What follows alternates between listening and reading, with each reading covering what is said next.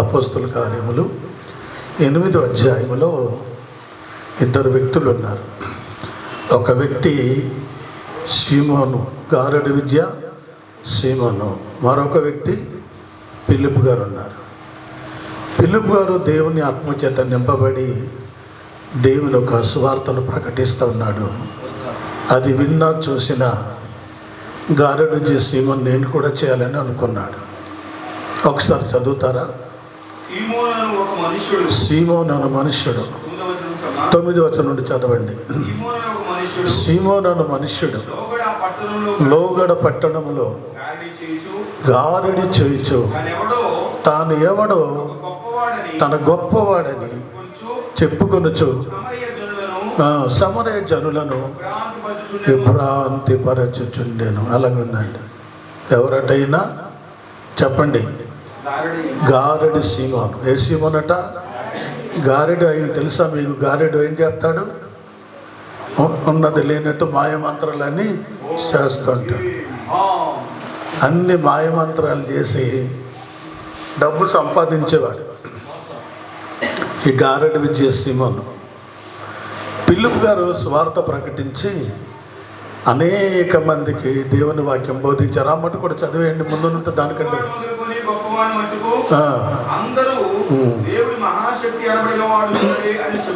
చెప్పుకొనుచు ఎవరట? జనులు. ఎవరికి లక్ష్య పెట్టారు? అందుకే జాగ్రత్తగా ఉండండి. గారడి సీమోను మీద ఇతనే శక్తిమంతుడు, గొప్పవాడు, ఇతనికి మించిన వాడు భూలోకంలో ఎవరు లేరని గారడి వాడిని చూస్తూ అతని మీదే దృష్టి ఉంచారు. ఈరోజు 2 మాటలు. నీ దృష్టి గారడి మీద ఉంచొద్దు. హల్లెలూయా. చాలామంది గారడి వాడి మీద దృష్టి ఉంచితే గారడి బుద్ధులే వస్తాయి. దేవుని అందు విశ్వాసం ఉంచుటే దేవుని బుద్ధులు వస్తాయి. ఒక మాట గమనించండి. గారడి వాడు డబ్బు సంపాదించుకొని అనేక మందికి గారడి చేస్తూ తానే గొప్పవాడని చెప్పుకొనొచ్చు ప్రజల ముందుకెళ్ళి ఏం చేస్తున్నాడు? విభ్రాంతి అంటే మోసం చేస్తున్నాడు, ఆశ్చర్యపరుస్తున్నాడు. అర్థమైందా? పాము అంటే పాము అయిపోయేది, కుక్క ఏమంటే కుక్క అయిపోద్ది. అంటే మాయమంత్రాలను మనం చేసి ప్రజలందరికీ నేను చాలా గొప్పవాడని అనుకుంటున్నాడు. వీడి పేరే గారడి విద్య. చూడండి, గారడి విద్య చేసే సీమోను. అందుకే అనేక సార్లు మనం కూడా యేసుప్రభుని నమ్మి రక్షించబడి రక్తంలో కడగబడి మన ఆత్మచేత నింపబడి కూడా అప్పుడప్పుడు గారడి వాడిని ఏం చేస్తాం? వెంబడిస్తూ ఉంటాం, ఆశ్రయిస్తూ ఉంటాం. అందుకే ఎవరు గారడి వాడు, ఎవరు నిజ సేవకుడు, ఎవరు గారడి మంత్రం చేసేవాడు, ఎక్కడ దేవుని సేవకుడు అని సంఘము తెలుసుకుని ఉండాలి. దేవుని స్తోత్రం. గారడి వాడికి వాక్యం రాదు. గారడి వాడి దేవునిలో జీవించాడు. వాడి బుద్ధి అంతా గారడి చేయడమే, మోసం చేయడమే. అర్థమైంది? వీళ్ళ దగ్గర వాళ్ళ దగ్గర డబ్బులు తీసుకోవడమే. ప్రజలందరినీ మోసం చేసేవాడి గారడి వాడు. ఈ గారడి వాడు ఏం చేశాడో తెలుసా అండి? అనేక మందికి ఏం చేస్తున్నాడు? విభ్రాంతి పరుస్తూ ఉన్నాడు. జాగ్రత్త. ఏర్పరచబడిన వారి సైతం అట సైతాన్ని ఏం చేస్తాడు? మోసపరుస్తూ ఉంటాడు. అందుకే ఆఖరి దినాల్లో గారడి వాడు వీధిలో తిరుగుతూ ఉంటాడు. జాగ్రత్తగా ఉండండి, అందరిని నమ్మేయకండి. స్తోత్రం. ఎన్నో వేషాలు వేసుకుని వేషధారులుగా మన ఇళ్ళలోకి వస్తారు, మన కుటుంబం దగ్గరికి వస్తారు, మోసం చేయడానికి వస్తాడు. భక్తి ఉన్నట్టుగా నటిస్తాడు, ప్రార్థన పరుడుగా నటిస్తాడు, విజ్ఞాపన కర్తలుగా నటిస్తాడు. అర్థమైందా? వెలుగు దూత వేషం వేసుకొని యేసు ప్రభు బిడ్డలాగే వస్తాడు. ఇది తెలియాలంటే మీరు ఆత్మీయులై ఉండాలి. దేవునికి స్తోత్రం. ఎవరు నిజ దేవుని సేవకులు అనేది మీరు ఏమై ఉండాలి? ఆత్మీయులై ఉండాలి, వివేకము కలిగి ఉండాలి, గ్రహించేవారై ఉండాలి. నువ్వు ఇంత, నువ్వు ఆకాశం, నువ్వు భూమి, నువ్వు అలాగని అలాగే చెప్తారు కొంతమంది. నమ్మకండి. ఈ గారడి విద్య చేసినోడు అంతే. ఈడు గారడి సీమోను అంటారండి. ఎవరట? గారడివాడు. గారడి చేసి డబ్బుని సంపాదించి ధనము సంపాదించుకొని ఏమిటి డబ్బు సంచి తన దగ్గర ఉంచుకున్నాడు. ఈ రోజుల్లో కూడా చాలామంది బయలుదేరిపోయారు. ఒక ఆత్మకు 4,000, ఇంకో ఆత్మకి 3,000, ఒక కుటుంబం వస్తే 10,000. తెలుసా? ఫారెన్ డబ్బులు లెక్క లేకుండా, ఎవరైనా ఇస్తే లెక్క లేకుండా ఖర్చు పెట్టిన వాళ్ళు మంది ఉన్నారు. అది సరి అయిన సంఘము కాదు. దేవునికి స్తోత్రం. గారడి సంఘాల్లో వెళ్ళిపోతే మనం కూడా ఏమైపోతాం చెప్పండి? గారడలు అయిపోతాం. మీరు స్థిరంగా ఉండరు. తెలుసా? మీ భక్తి బాగుండాలంటే, మీరు నిదార్థంగా ఉండాలంటే, నీతిగా జీవించాలంటే, మీరు బాగుండాలంటే, మీ పిల్లలు బాగుండాలంటే, మీ కుటుంబం బాగుండాలంటే సరి అయిన సంఘములో ఉండాలి. దేవునికి స్తోత్రం. వాక్యం ఉన్న సంఘం, ప్రార్థన ఉన్న సంఘం, ఆరాధన సంఘం, పరిశుద్ధాత్మ అభిషేకం ఉన్న సంఘములో ఉండాలి. దేవునికి స్తోత్రం. చాలా మంది పిలుస్తూ ఉన్నారు, ఇంత డబ్బు ఇస్తాం వస్తారా? వెళ్ళేరా ఆత్మీయంగా కోల్పోతారు, అప్పులు పాలైపోతారు. ఈ గారెడు విద్య పరిస్థితి ఏంటో ఈరోజు చెప్పాలనుకుంటున్నాను. చాలాసార్లు మన బ్రతుకులు, మన జీవితాల్ని గారెడు జీవాడు వచ్చి నాశనం చేస్తూ ఉంటాడు. కాబట్టి ఉదయకాలంలో గ్రహించండి. దేవుని స్తోత్రం. మన విశాఖపట్నంలో ఈ జాలరపేట ప్రాంతంలో చిన్న సంఘమైన పరిశుద్ధాత్మ అభిషేకం ఉన్న సంఘం ఇది. ప్రార్థన ఉన్న సంఘం. మీరు చిన్న ఉద్యోగాలు, ప్రైవేట్ ఉద్యోగాలు, చిన్న చిన్న వ్యాపారాలు చేసినా మీరు ఆనందంగా ఉన్నారు. దేవుని స్తోత్రం. మీ కష్టార్జితాన్ని దేవుడు ఏం చేస్తున్నాడు? దీవిస్తున్నాడు. మీరు బాగుంటారు, మీ పిల్లలు కూడా బాగుంటారు. ఎందుకంటే నమ్మకంగా, యథార్థంగా ఈ సంఘములో మీరు ఉండిపోయారు. దేవుని స్తోత్రం. మీ కొరకు ప్రార్థించే ఆత్మీయ తండ్రి ఉంటాడు. మీకు తెలుసా? ఎంత అనారోగ్యం పాలైనా తెల్లవారు లేచి ప్రార్థన చేయడం మానను. తెలుసా మీకు? మీ అందరి కోసం విజ్ఞాపన చేస్తాను, ప్రార్థిస్తాను. ఒక 2 గంటలు దేవునితో గడకపోతే నాకు నెమ్మది ఉండదు. దేవుని బిడ్డలారా, అందరి కోసం ప్రార్థిస్తాను, దేశం కోసం ప్రార్థిస్తాను, తల్లిదండ్రులు లేని వారి కొరకు ప్రార్థిస్తాం, నా కోసం ప్రార్థిస్తాం, సంఘం కోసం ప్రార్థిస్తాం, మీ భవిష్యత్తులకు ప్రార్థిస్తాం, ఎవరి బిడ్డల కొరకు, పెళ్ళైన వారి కొరకు, బిడ్డలు లేని వారి కొరకు. అర్థమైంది? ఎక్కడ మోసం చేస్తున్నారు గారెడి వాళ్ళు. జాగ్రత్త. గారెడి వాడు వల వేసి లాగుతూ ఉన్నాడు మిమ్మల్ని పాడు చేయడానికి, మీ కుటుంబాన్ని నాశనం చేయడానికి, మిమ్మల్ని అప్పులు పాలు చేయడానికి, ఆత్మీయంగా దిగజారిపోగొట్టడానికి. అనేకసారి గారెడి వేషం వేసుకొని, వెలుగుదూతం వేసుకొని వచ్చి పర్వాలేదులే అని మీ కుటుంబాన్ని పాడు చేయడానికి గారెడి వాడు వస్తుంటాడు. జాగ్రత్తగా ఉండండి. ఒకవేళ అలాంటి రాగానే వెంటనే ప్రార్థించండి. దేవుని సేవకులు ఫోన్ చేసి ప్రార్థన చేయించుకోండి. చాలాసార్లు మన జీవితాలు పాడు చేయడానికి చూస్తారు. ఇక్కడ ఏం తక్కువైందండి? ప్రార్థన ఉంది, ఆరాధన ఉంది, అభిషేకం ఉంది, ఉపవాస ప్రార్థనలు ఉన్నాయి, ఓల్ నైట్ ప్రేయర్ ఉంది. దేవునికి స్తోత్రం. జనవరి 1 రోజున మనం 31వ తారీఖున ఓల్ నైట్ ప్రేయర్ అయింది. మళ్ళీ ఫిబ్రవరి మంత్లో ఓల్ నైట్ ప్రేయర్ అవుతుంది. దేవుడు ఏది తక్కువ చేయలేదు మనకి. కాబట్టి దేవుని బిడ్డలారా, సంఘములో నాటబడండి. హల్లెలూయా. ప్రార్థన ఉన్న చోట ఉండండి, నీరున్న చోట ఉండండి, వాక్యం దొరుకు చోట ఉండండి, కన్నీళ్ళు కార్చండి, ప్రార్థించండి. ఎవరికి మీ పరిస్థితి చెప్పబాకండి, దేవుడికే చెప్పండి. దేవునికి స్తోత్రం. దైవ సన్నిధికి, మందిరానికి వచ్చి ప్రార్థన చేయండి. నీ ఇంట్లో బాగాలేదా? నీ కుటుంబం బాగాలేదా? నీ బిడ్డలు సరిగా లేరా? నీ కుటుంబంలో నెమ్మది, శాంతి, సమాధానం లేదా? దేవుని సన్నిధిలో వచ్చి సమర్పించుకొని, తీర్మానం చేసుకుని ఈ మందిరములో మోకాల్లో ఏం చేయాలి? ప్రార్థించండి. మీ ప్రార్థనకు దేవుడు ఖచ్చితంగా జవాబిచ్చును గాక. హల్లెలూయా. తర్వాత చదవండి, ఏముంది చూడన్నమాట. గారెడి సీమోను అతడు బహుకాలము, చూడండి, ఒక్కరోజు కదట, బహుకాలము గారడి చేయొచ్చు. చూసారా? భక్తిలో ఉన్నట్టు నటిస్తూ గారడి చేయొచ్చు. ప్రజలను విభ్రాంతి పరిచినందున వారు అతన్ని ఏం చేశారు? ఈరోజు చెప్తే, రేపు చెప్తే, ఎల్లుండి చెప్తే, 3 రోజులు చెప్తే, 3 నెలలు చెప్తే ఏమవుతారు? అదే బాగుంది, అదే వెళ్ళిపోతారా? చూసారా? ఆడి మీద లక్ష్యం ఉంచేస్తారు. ఆడేం చేస్తే అదే ఏదవాక్. ఆ నరకాన్ని తీసుకెళ్తున్నాడో తెలియదు, పరిశుద్ధాత్మతో నింపుకున్నవాడో తెలియదు, యథార్థంగా ఉన్నాడో లేదో తెలియదు, ఆయన ఆత్మీయ జీవితం ఎలా ఉందో తెలియదు. గారడివాడు. అందుకే గారడివాడిని నమ్మబాకండి. నమ్మేరా మోసపోతారు. జాగ్రత్త. అనేక మందిని గారడి చేసి లాక్కుని వెళ్ళిపోతున్నారు. గారడి సీమోను గారు. తర్వాత ఏమైంది చెప్పండి. అయితే ఫిలిప్పు హల్లెలూయా, గారడి విద్య నేనే జాలరపేటకి గొప్ప, నేనే విశాఖపట్నం పెదవాళ్ళకి గొప్ప, నేను ఏరియంతా, నేను సూర్యుడు వీరుడు, నన్ను మించినోడు ఎవరు లేడని గారడి విద్య చేస్తుంటే దేవుడే ఒక వ్యక్తిని పంపించాడు. దేవుని స్తోత్రం. ఆయన పేరే ఫిలిప్పు. చప్పట్లు కొడదామా? హల్లెలూయా, హల్లెలూయా. గారడి విద్య వాడు బయట పెట్టడానికి దేవుడు ఎవరిని పంపించాడు? ఫిలిప్పుని పంపించాడు. దేవునికి స్తోత్రం. చదవండి. ఫిలిప్పు ఎవరి గురించి చెప్తున్నాడు?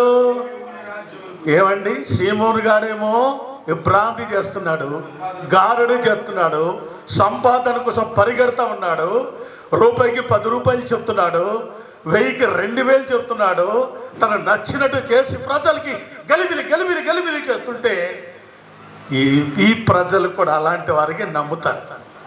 గొర్రె ఎవరికి నమ్ముతుంది? వెళ్ళి బుర్ర ఇచ్చేస్తుంది, తల ఇచ్చేస్తుంది. ఆడేం చెప్తే అదే నమ్మేస్తుంది. గొర్రె కషాయవాడికి నమ్మినట్టుగా కొంతమంది ఎవరు నమ్ముతున్నారు? గారెడి వాడికి నమ్మి చక్కగా ఈయనే దేవుడు, ఈయనే దేవుడు సేవకుడు, భలే భలే భలే భలే అంటూ టైంలో దేవుడు పైనుండి చూశాడు. దేవుని స్తోత్రం.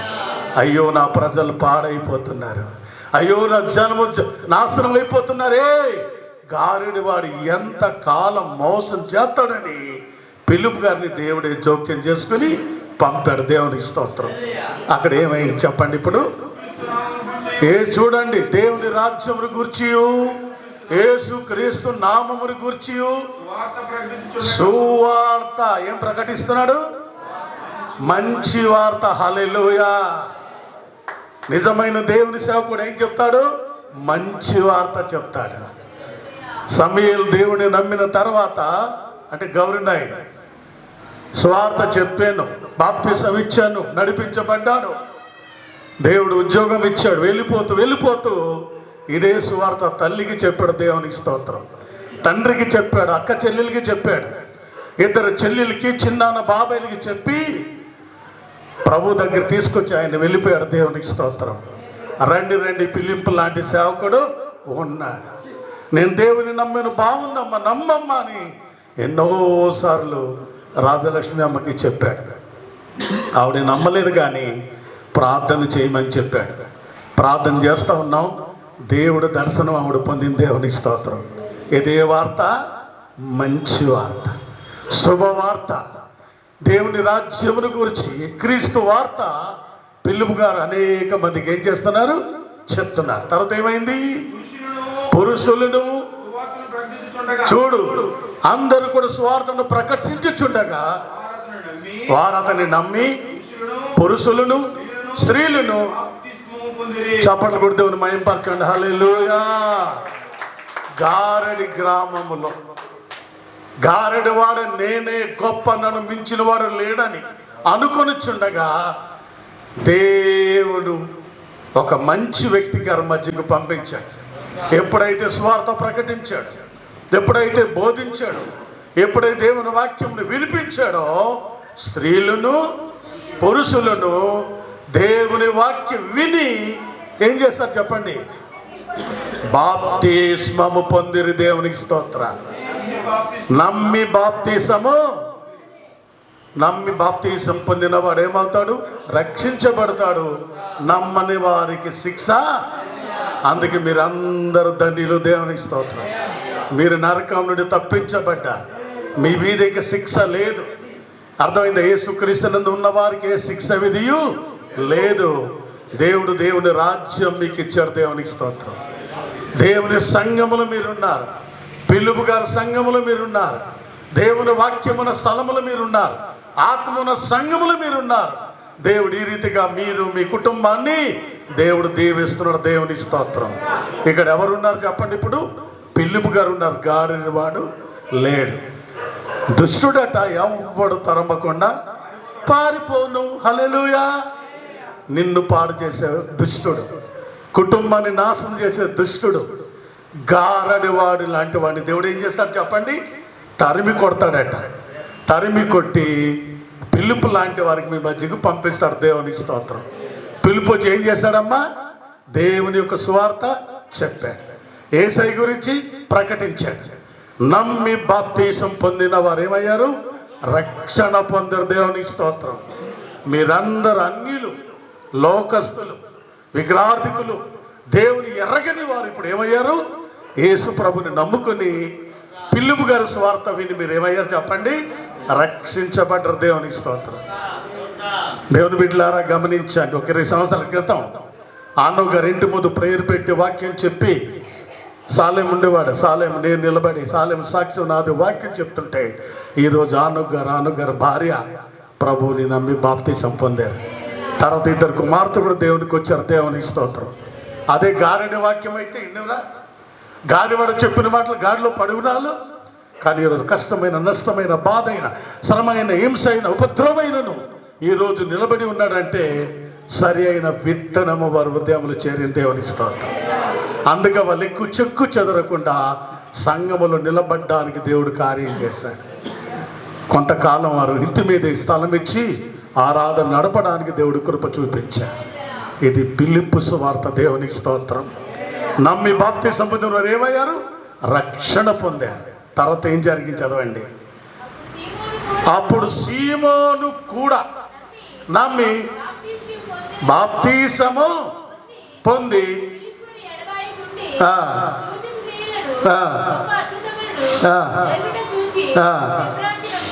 వినండి. ఇప్పుడు ఏమైంది? ఎప్పుడైతే గారెడి వచ్చాడు ఏం చేశాడు? గారెడి చేస్తే అందరూ ఆయన వెనక వెళ్ళిపోయారు కదా. ఈ లోపలు అద్భుతాలు చేసే వ్యక్తి వచ్చాడు. దేవునికి స్తోత్రాలు. సూచక క్రియలు, మహత్ కార్యాలు, ఆత్మపూర్ణుడు, పరిశుద్ధ ఆత్మ సంబంధి గలవాడు వచ్చి వాక్యమును ప్రకటిస్తూ ఉంటే ఏం జరిగింది అక్కడ? అభిషేకం నింపబడుతున్నారట. అందరు గారెడి వాడు ఏం చేశారు? విడిచిపెట్టేస్తారు. దేవుని స్తోత్రం. గారెడి సీమోని విడిచిపెట్టి ఎవరిని వెంబడించారు? చూడండి, ఎవరినట? పిలుపుని వెంబడించి ఆయన మాటలు విని నమ్మి బాప్తిసము పొందారు. హల్లెలూయా. అప్పుడు గారెడి వాడు ఏమైపోయాడు? ఒంటరి అయిపోయాడు. మారిపోలేదు. వినండి, ఏమయ్యాడు? ఒంటరి వాడు అయిపోయాడు. డబ్బు సంచి తన దగ్గరే ఉంది. ఎన్నో సంవత్సరాల నుంచి గారెడి చేసి సంపాదించిన డబ్బు తనతోనే ఉంది. కానీ వీళ్ళందరూ ఏం చేశారు? బాబోయ్, ఈయన చేసింది ఒక వ్యక్తి అయితే ఇతను చేస్తుంది. అక్కడ గుడ్డివారు చూస్తున్నారు, మూగవారు మాట్లాడుతున్నారు, చెవిటివారు వింటున్నారు. అద్భుత కార్యాలు జరుగుతూ ఉంటే ఆ గారెడ వాడిని వదిలిపెట్టి పిలుపు దగ్గరికి వచ్చి వాళ్ళు కూడా నమ్మి బాప్తీసం పొందారు. దేవుని స్తోత్రం. ఈ అద్భుత క్రియలు, సూచక్రియలు చూసిన సీమోను ఉక్కిరి బిక్కిరి అయిపోయి ఇతనికి ఒకడు వేషం వేశాడు. ఏం వేశాడు? ఇదే నాకంటే ఇదే బాగుంది, నేను కూడా ఏం చేయాలి ఇప్పుడు? బాప్తీసం పొందనని ఈయన కూడా పొందేశాడు. ఏం పొందాడు? బాప్తీసం పొందేశాడు. అది సరి అయినది కాదు. అది కాకరకాయ బాప్తీసం. చెప్పండి, బాప్తీసం కాకరకాయ. ఇన్ని సబ్బులు, రిన్సోపులు ఉతికినా పెట్టి కడిగిన దాని చేదు పోదు. చేదులాగి వచ్చి పిలుపుకి మోసం చేసి నీటిలో మునిగి బాప్తీసం తీసుకున్నాడు. ఇలాంటి బాప్తీసాలు వద్దు. దేవుని స్తోత్రం. మీరు మారు మనసు పొంది పాప క్షమాపణ నిమిత్తం ప్రతివాడు యేసుక్రీస్తు అనే నామములో బాప్తీసం పొందుడి. అప్పుడు పరిశుద్ధాత్మని వరమును పొందుదురని. ఉన్న వాళ్ళందరూ ఒక ఎత్తు అయితే ఆడొక్కడే ఒక ఎత్తు. ఈడనుకున్నాడు, నేను కూడా నీటిలో ములిగేస్తాను, బాప్తీసం తీసుకుంటాను, ఆయన చేసిన సూచక్రియలు నేను కూడా చేయాలి, అది నేను అడుగుతాను అని పిలుపు దగ్గరకు వచ్చాడు. నిజమైన మారు మనసు అంటే ఏంటి? గారెడి విద్య చేసి, మంత్రాలు చేసి, తంత్రాలు చేసి డబ్బులు సంపాదిస్తున్నాను, ఆయన చేసినట్టుగా నేను చేస్తే ఏంటవుద్ది? వెలుగు దూతం వేషం వేస్తాను, వేషధారిగా మారిపోతాను, ఇది పిలిపి ఎవరికి తెలియదు కాబట్టి నేను నీటిలో ములిగేస్తానని ములిగేస్తాడు, బాప్తిసం తీసుకున్నాడు. అయిన తర్వాత ఏమైందో చూద్దాం. ఏమన్నాడు పేతురుని? అడగండి. అమ్మ పిలుపుని ఏమడిగాడు చదవండి. ఆ సమరయ్య వారు దేవుని వాక్యమును అంగీకరించినని అపోస్తులు విని పేతురును వారి వద్దకు పంపిరి. హల్లెలూయా.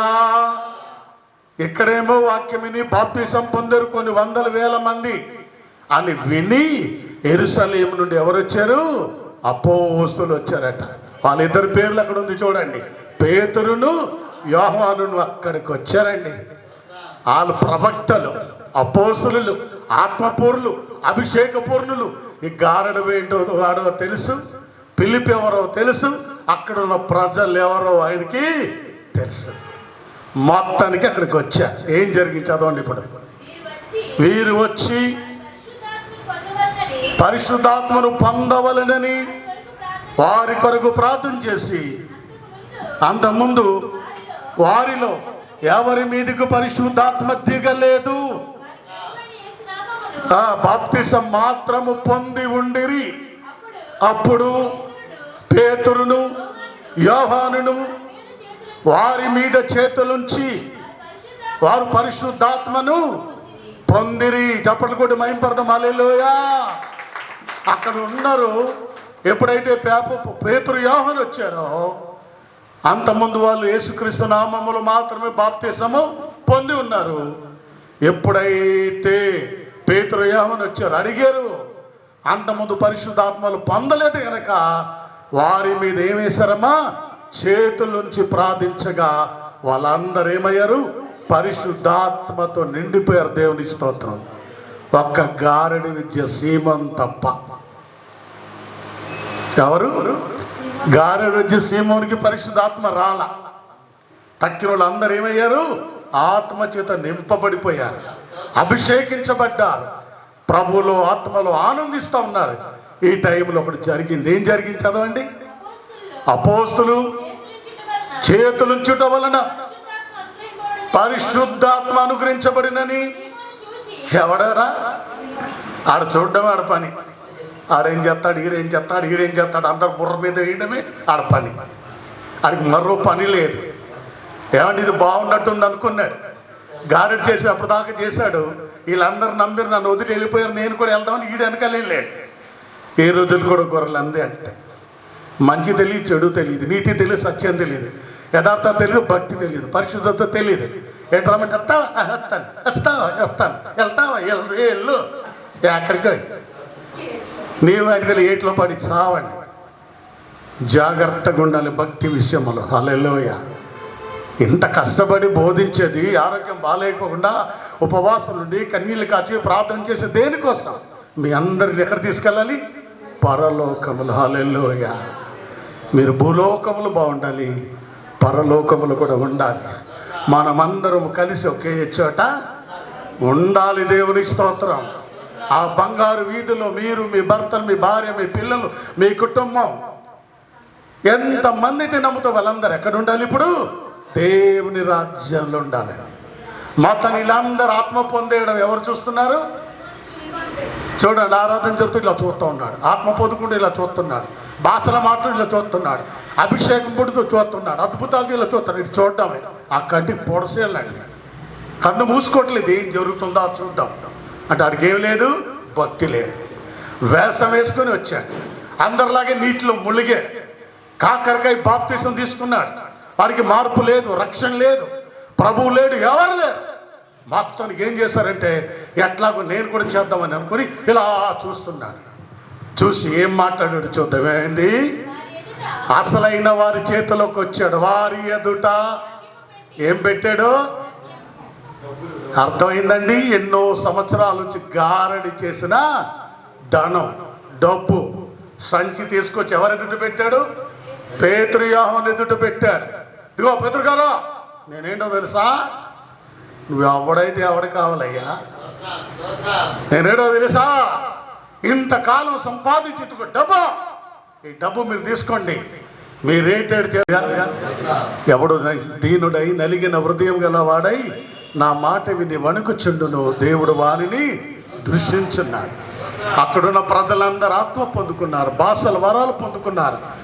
ఏమండి, వరాలు ఫలాలు అంది పొందుకొని అభిషేకంతో నింపబడి ఆరాధన చేసి భాష మాట్లాడుతుంటే ఓ ఇంపైన సువాసన కలిగిన ఆరాధన జరుగుతుంటే ఆ పక్కన నిలబడి ఒక దొంగలాగా చూస్తూ ఉన్నాడు.